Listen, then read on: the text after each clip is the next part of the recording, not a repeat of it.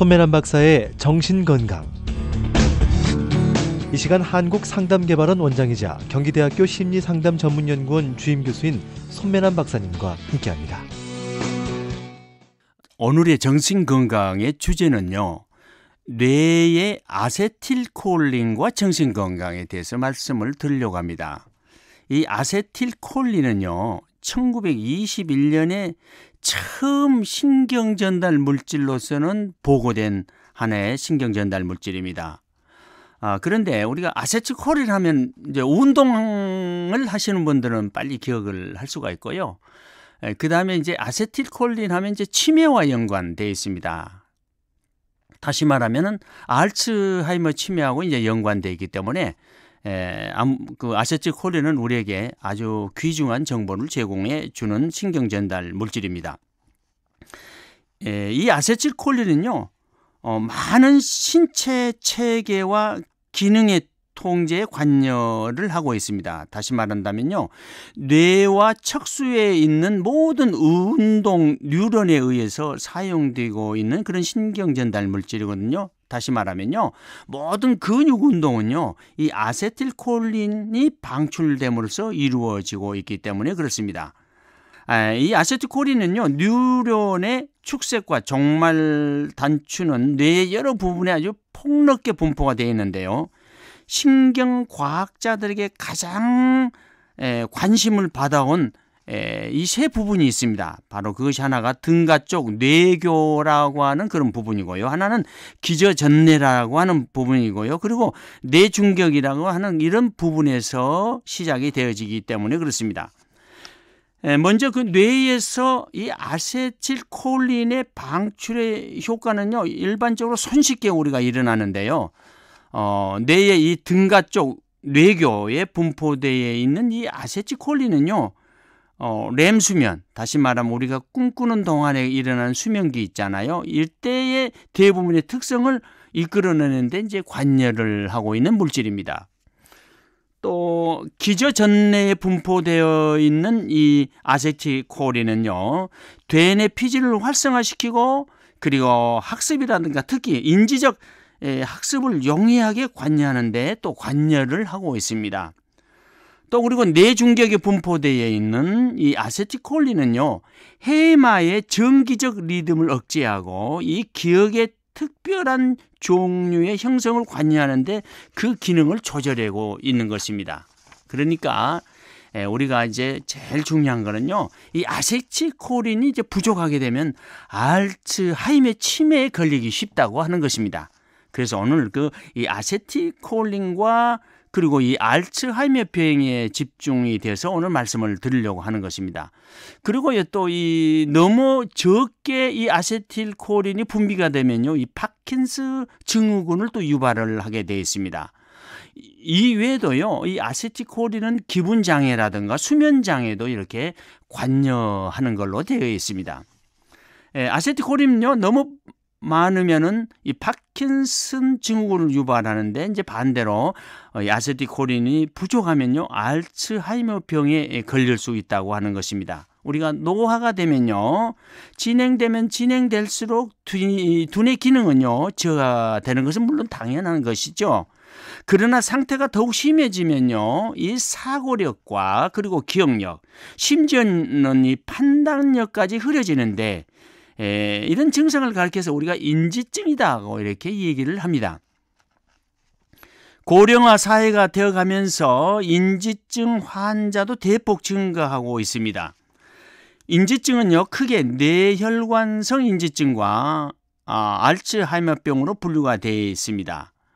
뇌혈관 인지증이라는 것은 우리가 뇌혈관성 치매다 이렇게 얘기도 지금 하고 있죠. 혈류가 나빠지는 것이 이제 원인이기 때문에 비교적 쉽게 알아챌 수가 있고 또 치료제도 있습니다. 문제는 인지증의 절반을 차지하고 있는 이 알츠하이머병은 아직까지 확실한 원인과 치료법을 찾지 못하고 있다고 이렇게 얘기를 하고 있습니다. 인간은 오래 살수록 이 알츠하이머병에 걸릴 확률이 대단히 높습니다. 미국에는요, 알츠하이머 이 병 협회에서 보면 1975년도 보면은 뭐 한 환자 수 50만 명, 그리고 2005년도에는 뭐 한 450만 명, 뭐 2007년에 보면 510만 명 막 폭발적으로 증가하고요. 아마 2050년이 되면 1100 내지 1600만 명에 이를 것이다, 이런 보고를 하고 있습니다. 뭐 우리나라도 지금 50만 명이 넘고 있거든요. 이 알츠하이머병 환자는요, 물건을 잘 잊어버리거나 거리를 배회하는 것이 두드러진 증상이지만요, 그 밖에도요, 증상은 여러 가지입니다. 자동차로 고속도로를 질주하거나 보살펴주는 가족에게 폭력을 휘두르는 등 각종 인명피해와 사건, 사고를 일으킬 수도 있는 것입니다. 알츠하이머병의 증상은요, 1 내지 3기로 설명할 수가 있는데요. 1기에는요, 우리가 물건을 자주 잃어버리고 날짜, 장소, 사람, 이름 등을 곧잘 잊어버립니다. 2기에는요, 자신이 어디에 있는지조차 인지하지 못하고요, 다른 사람과 대화가 잘 이루어지지 않습니다. 또 3기에 들어서면요, 우리가 자리에서 일어나지 못하고 눕게 되는 것이죠. 그래서 1기부터 3기까지는요, 대개 한 10년 정도 이렇게 소요가 된다고 합니다. 알츠하이머병은요, 오랜 세월에 걸쳐서 뇌신경세포의 절반 정도가 소모가 되고요, 그로 인해서 뇌 위축이 발생하여 급격한 기억력 감퇴를 보이는 질환입니다. 이 알츠하이머병을 근본적으로 치료를 한다고 하면요, 신경세포의 손상을 막아주면 되는 거죠. 그럼 뇌신경세포가 소멸하는 이유는 뭘까요? 가장 유명한 유력한 학설이 있는데요. 대개 약 40개의 아미노산으로 구성된 베타 아밀로이드라는 소형 단백질이요, 뇌 속에 축적되어서 발생한다는 주장이죠. 그러나 그 가설은요, 가설일 뿐 아직까지 확실한 규명이 된 바는 없습니다. 이처럼 알츠하이머병의 근본적인 치료법을 찾으려면 아직도 길은 멀다고 이렇게 학자들은 얘기하고 있습니다. 현재로서는 알츠하이머병의 증상을 완화시키고 환자의 고통을 줄여줄 방법을 강구하고 있는 것이죠. 바로 이때 이제 우리가 대중요법들이 필요한 것입니다. 알츠하이머병 환자의 뇌를 들여다보면요, 기억이라든가 학습이라든가 인지 능력에 관여하는 해마에서 아세틸콜린을 만드는 신경세포가 대량 소멸되는 탓에 이 아세틸콜린 농도가 매우 낮은 상태입니다. 그렇다면은 환자의 뇌 속에서 부족한 아세틸콜린의 양만큼 외부에서 보충하면 증상이 개선되지 않을까요? 먼저 아세틸콜린의 생산을 증가시키기 위해서는요, 원료인 콜린이나 레시틴 음식물을 섭취하도록 하는 임상 실험을 했는데요, 기대했던 그런 성과를 거두지 못했습니다. 체내에 레시틴을 공급하면 뇌 속 아세틸콜린 농도가 높아졌지만 그 정도 상승으로는 아세틸콜린의 신경의 탈락을 보충하기에는 역부족이었다는 사실입니다. 그래서 현재는 이 아세틸콜린의 분해를 막기 위해서 아세틸콜린 가수 분해 효소의 작용을 억제하는 방법이 큰 지지를 얻고 있습니다.